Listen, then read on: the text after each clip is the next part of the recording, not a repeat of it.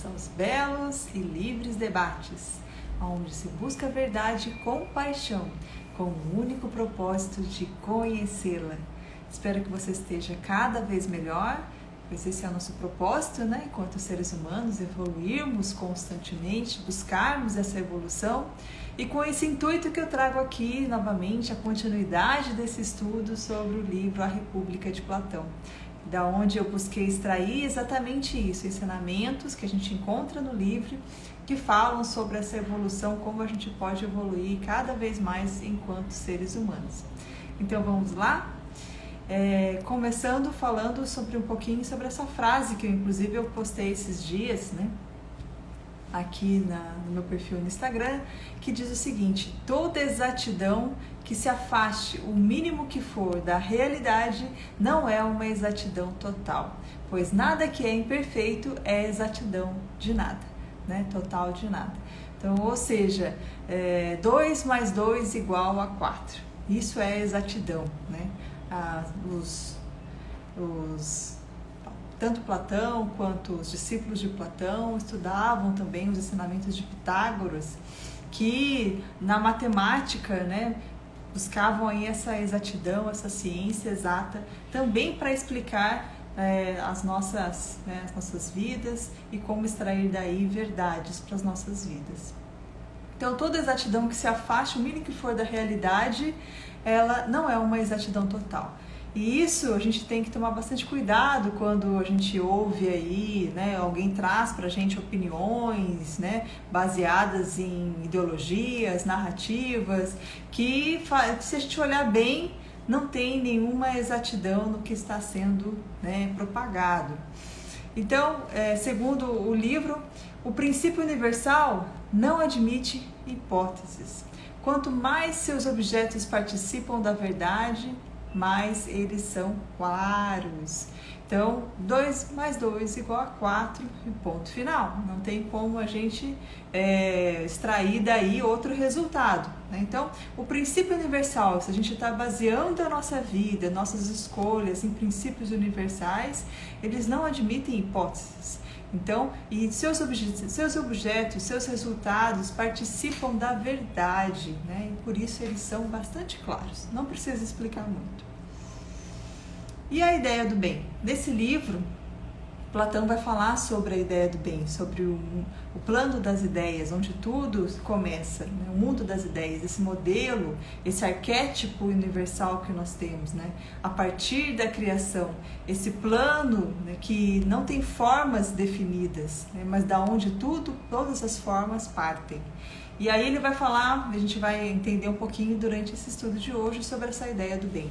Então ele diz o seguinte: a ideia do bem é o mais alto dos conhecimentos, aquela em que a justiça e outras virtudes tiram a sua utilidade e as suas vantagens. Então, a partir dessa ideia do bem, e essa justiça que é tão falada nesse livro também, que eles estão ali se debatendo, Sócrates e os jovens, né, sobre essa busca da verdade, sobre se é melhor ser justo, se é melhor ser injusto.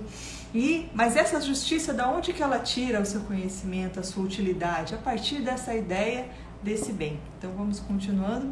Ele diz o seguinte, numa das frases: julgas vantajoso possuir muitas coisas, se não conhecer nada do belo nem do bom? Então reflitamos sobre essa frase. Possuir muitas coisas, status, né? Sai por aí jogando na cara de todo mundo as coisas que possuem, e nada contra ter coisas, mas como citando aí, se não me engano, Vitor Hugo, né? Não se trata de ter as coisas, mas sim das coisas não nos ter. Então, a gente coloca na mesa e verifica se quem está no comando desse jogo da matéria, se somos nós ou é a matéria que está nos dominando. Então, reflitamos sobre essa frase. Julgas vantajoso possuir muitas coisas, se não conhecer nada do belo nem do bom? E continuando nessa reflexão, mais uma frase do livro. Em sua maioria, as pessoas se contentam com a simples aparência do justo e do belo. Então, não buscam ir a fundo, às vezes dá muito trabalho, então simplesmente pegam aquela aparência e julgam, né, como algo que realmente está ali representando a justiça e a beleza, né, a verdade. Então, muitas pessoas, segundo Platão, se contentam com essa simples aparência do justo e do belo. E as coisas justas, segundo ele, e belas, terão um guardião, né, lembrando mais uma vez, como já expliquei aqui nas outras lives, sobre a constituição dessa cidade ideal que Sócrates começa a fazer ali nesse debate com os jovens, e surge então a ideia desse guardião que vai ser então formado com todo esse cuidado, todo esse zelo, né, desde a sua formação, desde a sua infância, para se tornar então esse guardião, esse defensor. Aí ele vai falar o seguinte: as coisas justas e belas terão um guardião e defensor de pouco valor se este ignorar em que é que elas são boas. Ninguém as conhecerá bem sem antes conhecer o bem. Aí é interessante que no livro ele coloca esse bem com B minúsculo, né? E eu tomo a liberdade de colocar esse bem com B maiúsculo, esse bem maior, que a gente pode aí fazer conexão com a ideia de Deus, com a ideia do divino em nós, com a ideia do Criador, com a ideia do universo, com a ideia da vida imanente no universo, né? Então, as coisas justas e belas terão um guardião defensor de pouco valor se ele ignorar em que elas são boas. Então, não é só na aparência que elas são boas e belas, né?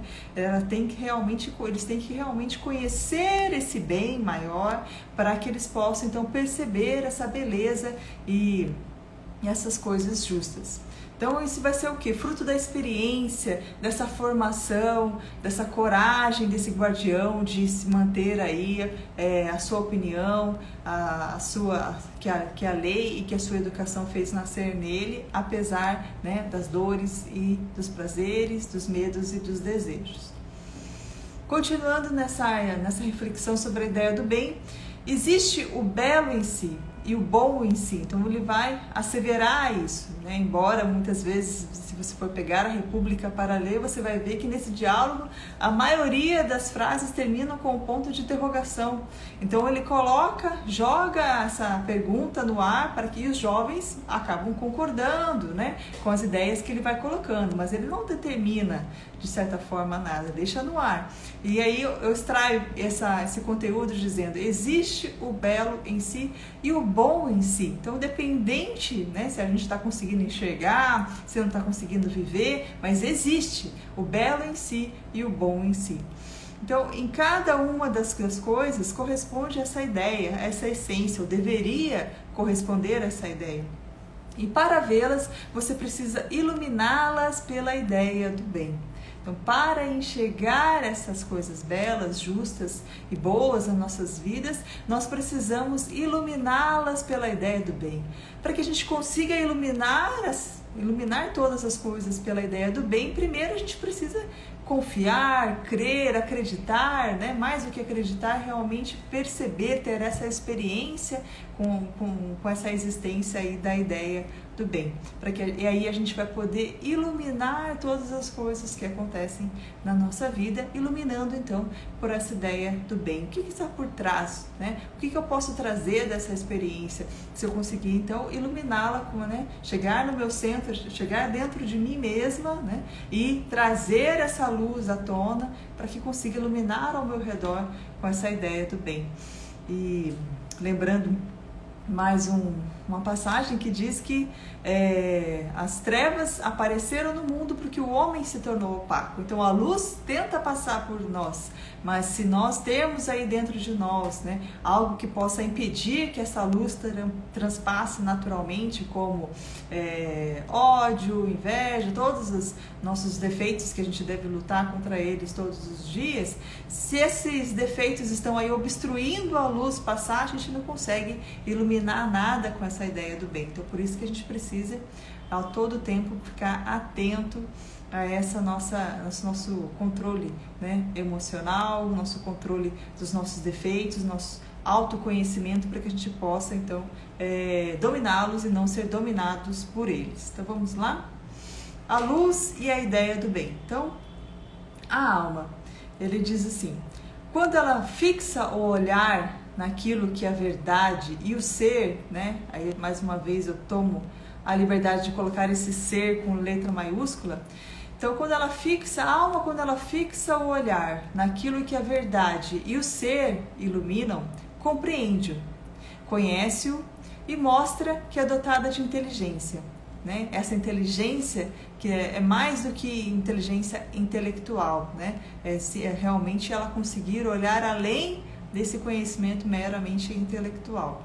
Mas quando essa mesma alma ela olha para aquilo que está obscurecido, para o que nasce e morre, a sua vista fica embaçada e ela passa a ter apenas opiniões. E a gente vai entender um pouquinho mais sobre isso. Então essa alma, se ela pode estar focada no que é efêmero, no que nasce e morre, ou na essência, nessa realidade, né, que não passa, algo que é realmente eterno. Pode estar então focada no materialismo, olhando para baixo, né? E aí manifestar mais ilusão, ou ela pode estar buscando olhar para cima, se elevar e transcender esse mundo ilusório. Nesse livro também tem uma passagem que fala um pouquinho sobre esse mito da caverna, né? Tem uma palestra da professora Lucilene explicando todo o detalhe simbológico, né, desse mito. Mas a história basicamente é o seguinte. Para contar para vocês. Existiam alguns homens prisioneiros presos numa caverna, aonde eles tinham somente a visão de um muro e atrás deles, né, uma caverna totalmente escura, uma fogueira. Eles estavam presos de tal forma, acorrentados, que eles só conseguiam olhar para frente, eles quase não se moviam, não saíam do lugar. E alguns das pessoas que estavam ali, né, aprisionando essas pessoas, esses homens, elas passavam atrás dessa fogueira e produziam sombras, né, nesse muro. E então esses prisioneiros, eles acreditavam que o mundo era aquilo ali, eles estavam ali desde sempre, segundo o mito, e eles acreditavam que aquelas sombras eram reais e quem entendia melhor das sombras, sabia o que poderia adivinhar, o que ia vir, né, o que significava cada uma daquelas sombras, era tido como a pessoa mais que detinha mais conhecimentos, né? Então era o bambambam ali daqueles prisioneiros. E dado momento, um daqueles prisioneiros começou a se remexer e pensar que existia algo mais além do que enxergar meramente sombras, e resolveu, se mexeu tanto que acabou se soltando e saiu, né? Foi em busca então da saída dessa caverna escura. Durante esse percurso, a caverna era muito íngreme, ele se machucou, ele caiu, mas ele conseguiu sair da caverna, e quando ele sai, ele vê aquela luz que ele nunca tinha visto, fora daquele horizonte, aquela vastidão, fora da caverna, e ele até, por um certo momento, ele fica cego, porque, né, imagine o olho humano acostumado com a escuridão, de repente ele vê muita luz, ele fica cego por alguns momentos, daqui a pouco ele vai se acostumando com a luz e consegue ver toda aquela vastidão, toda aquela beleza, e perceber, né, que não, na verdade ele estava enganado, que o mundo não se resumia à caverna, à escuridão e às sombras. E aí ele então, iluminado, ele resolve voltar para a caverna para contar para os seus companheiros que não era isso, que não existe só aquela caverna, que não existe só as sombras. E aí ele volta, e lembrando, a caverna era íngreme, eles voltam se machucando ainda mais, chega para os prisioneiros e fala para eles, tenta contar para eles, né? Só que lembra, ele foi para fora da caverna, ele ficou com a vista cega. Quando ele entra de novo, os olhos dele se cegam novamente, porque se a gente olha, né, para o sol, a gente e volta para o escuro, muitas vezes a gente fica por um momento ali meio cego. Então ele volta machucado e cego, e tenta contar para os seus parceiros ali, os prisioneiros, que tudo aquela beleza que existe lá fora. Só que os prisioneiros não acreditam, né? Lembra que eles só têm como uma pessoa que realmente detém algum tipo de conhecimento aquele que sabe melhor das sombras? Então, aquela pessoa que já não está nem enxergando mais sombra nenhuma, não é nada para eles. E aí ele não consegue, né, segundo o mito, trazer também esses outros prisioneiros para fora da caverna. Então, segundo aqui uma frase do livro falando nessa parte sobre o mito da caverna, ele diz o seguinte: comparar a vida que nos cerca com essa prisão na caverna e a subida para a região superior como a ascensão da alma para a mansão inteligível. Então, para a alma que sai de enxergar suas sombras e ilusões e passa então a ter contato com essa luz que tem a simbologia que significa a ideia do bem, né? Então passa para essa mansão inteligível. Esse inteligível, mais uma vez, não é de intelectualismo, inteligência, é inteligível mundo das ideias, o mundo real. É isso que Platão quer dizer, né? Quer nos ensinar quando ele coloca sobre esse mundo ideal, esse arquétipo desse modelo perfeito, né? Que nós temos que aqui espelhar, né?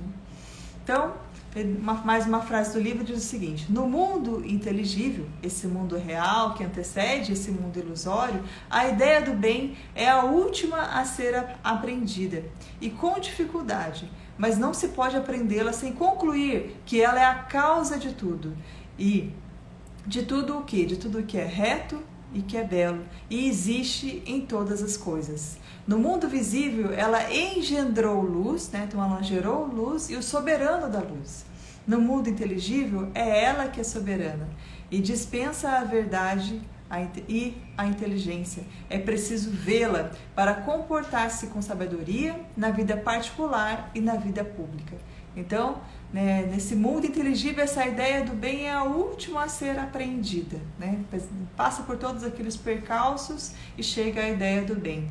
Mas ela é a causa de tudo, o que é reto, belo e que existe em todas as coisas. Então, se a gente está enxergando, está buscando esse caminho reto, está enxergando esse belo que existe em todas as coisas, a causa disso é essa ideia do bem, esse arquétipo, esse modelo primordial. E é preciso vê-la, né? Preciso conseguir enxergá-la para que a gente possa então se comportar com sabedoria na vida particular e na vida pública.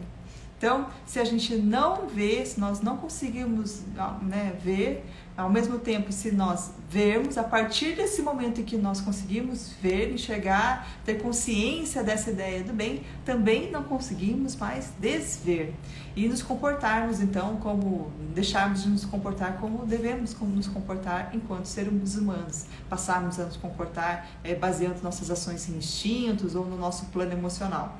Então a gente passa a buscar sacralizar tudo, a tornar tudo sagrado, todos os nossos pensamentos, nossos sentimentos, nossos atos.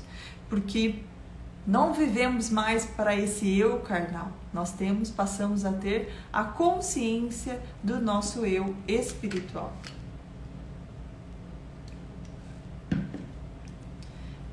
E aquele que se elevam a tais alturas desistem de se ocupar das coisas humanas e as suas almas aspiram sem cessar a instalar-se nessas alturas. Então, aqueles que se elevam a tais alturas, né, nessa busca, nessa ideia, né, na busca da ideia do bem, desistem de se ocupar das coisas humanas, né, de ter tanto foco, né, nessas aparências, e suas almas se aspiram sem cessar a instalar-se nessas alturas.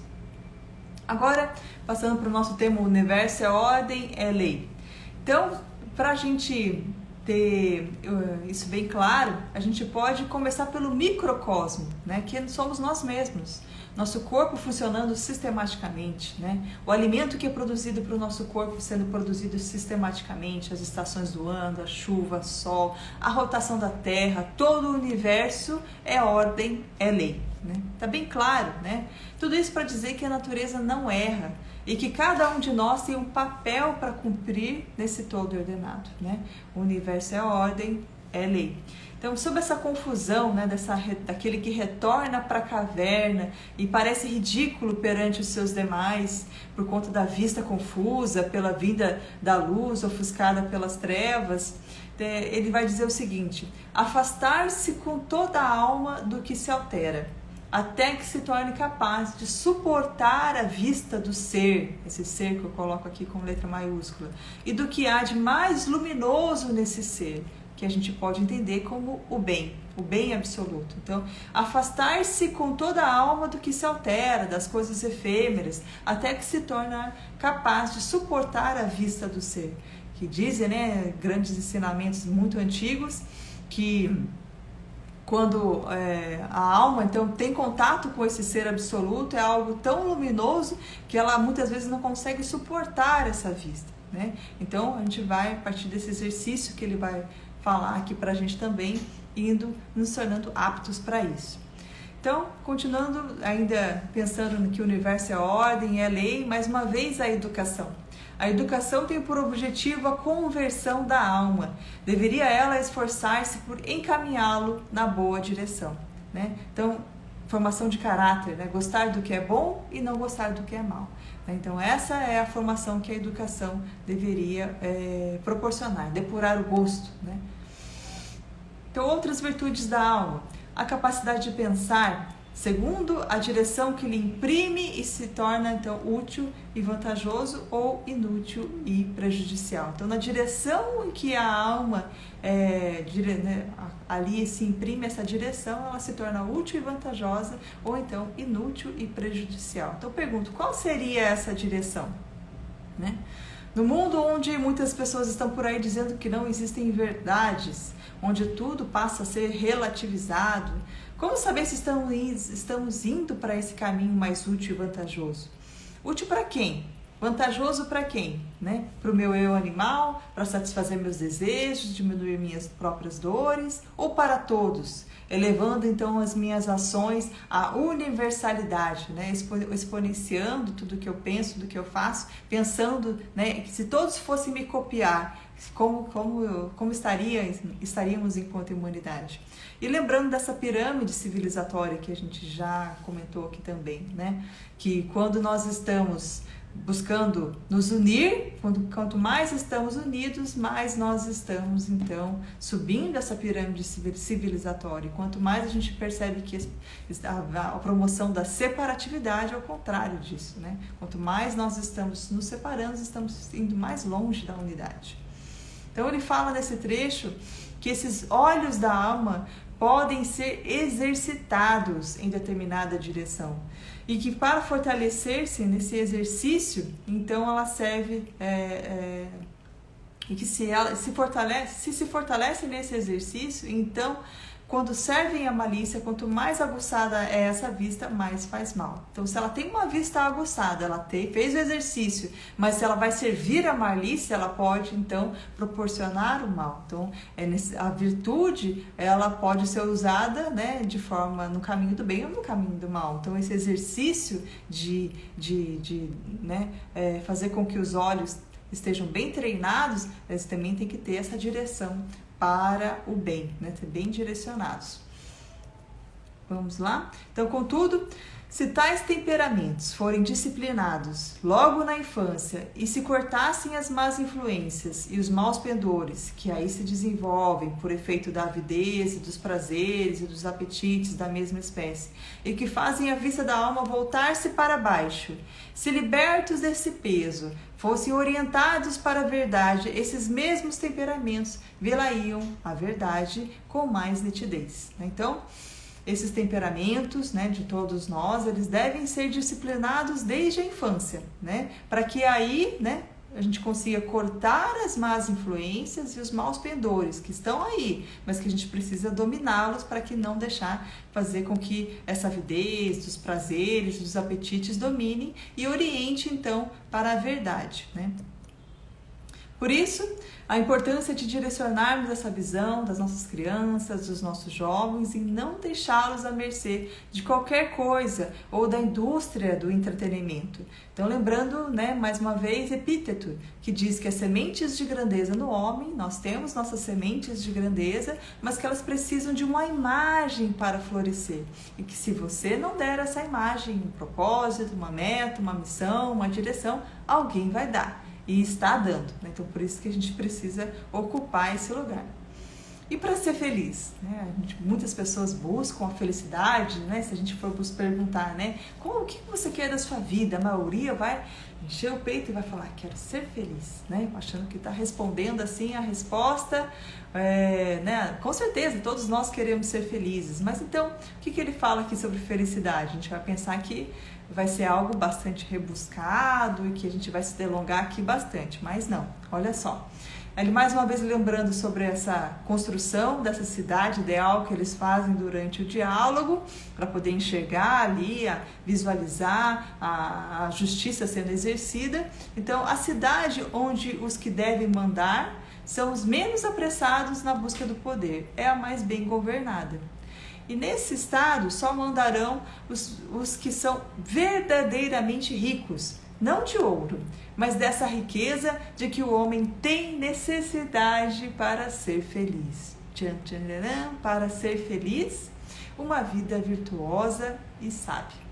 Aí sim a gente vai ter essa verdadeira felicidade, a verdadeira liberdade, que muitas vezes vem da disciplina, vem da ordem, que vai trazer essa verdadeira felicidade, uma vida virtuosa e sábia. Então, se refletirmos bem, mesmo aqueles que têm uma vida rica em ouro, muitas vezes precisam, né, também das virtudes, né, da sabedoria para ser realmente feliz. As pessoas guerreiam para obterem o poder, segundo Platão, e esta guerra doméstica e interna perde não só os que a travam, como também todo o restante desta cidade. A verdadeira filosofia, ele vai dizer, operar a conversão da alma de um dia tão tenebroso como a noite para o dia verdadeiro, isto é, elevá-la até o ser, a verdadeira filosofia.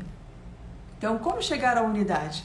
A partir, então, da percepção intelectual da unidade, das que conduzem e orientam o espírito para que a contemplação do ser. Então, como chegar à unidade? A partir dessa contemplação desse ser. Então, tudo aquilo que nos liga a esse ser, a gente deve exercitar. Tudo aquilo que nos eleva, as orações, as meditações, as leituras, né? E isso vai fazer com que nós consigamos estar no caminho dessa busca da unidade. Então, mais uma vez, lembrando, eles falam algumas vezes sobre a matemática, essa ciência exata, né? Então ele fala o cálculo e a aritmética, ciências com poder de conduzir a verdade. Geometria é o conhecimento do que existe sempre. Ela atrai a alma para a verdade e desenvolve esse pensamento filosófico que eleva para os altos os olhares.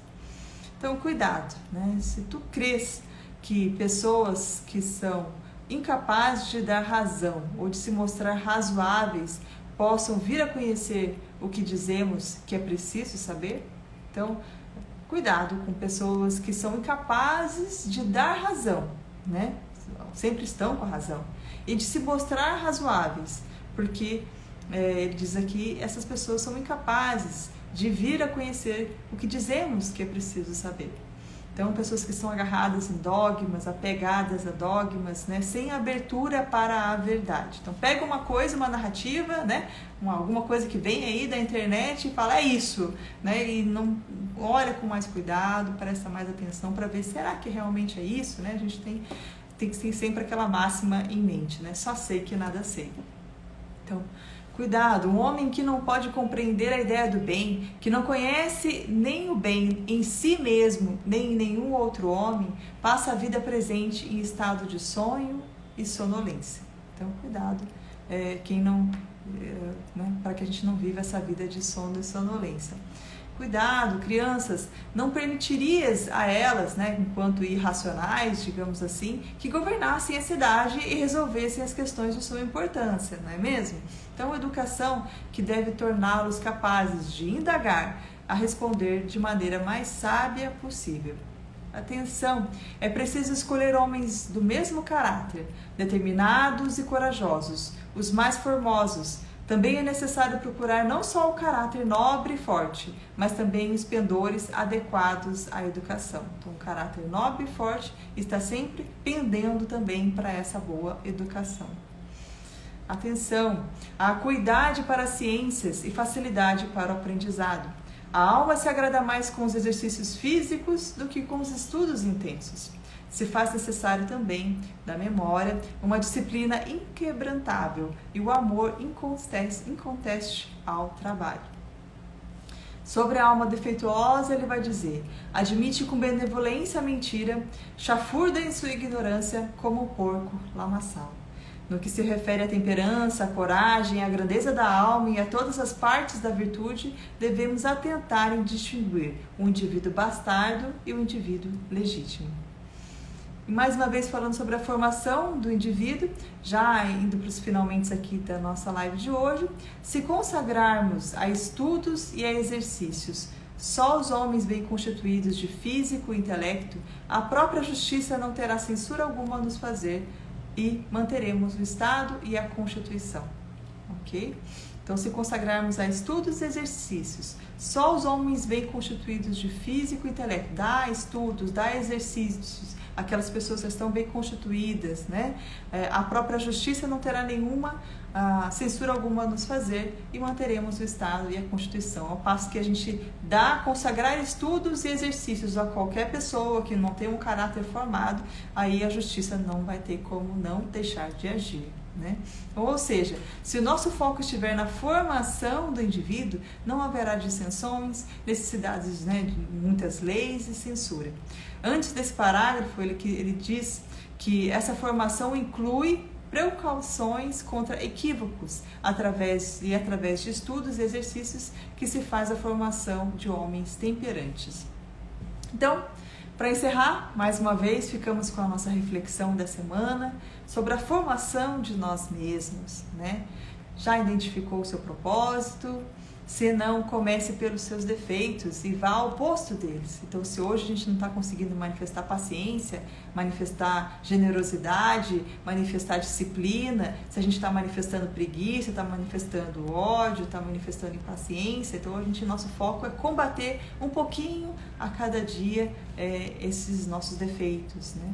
E assim passar a conhecer-se para dominar-se. E assim vou encerrando a live de hoje, agradeço pela atenção, até o próximo vídeo. Fique com Deus.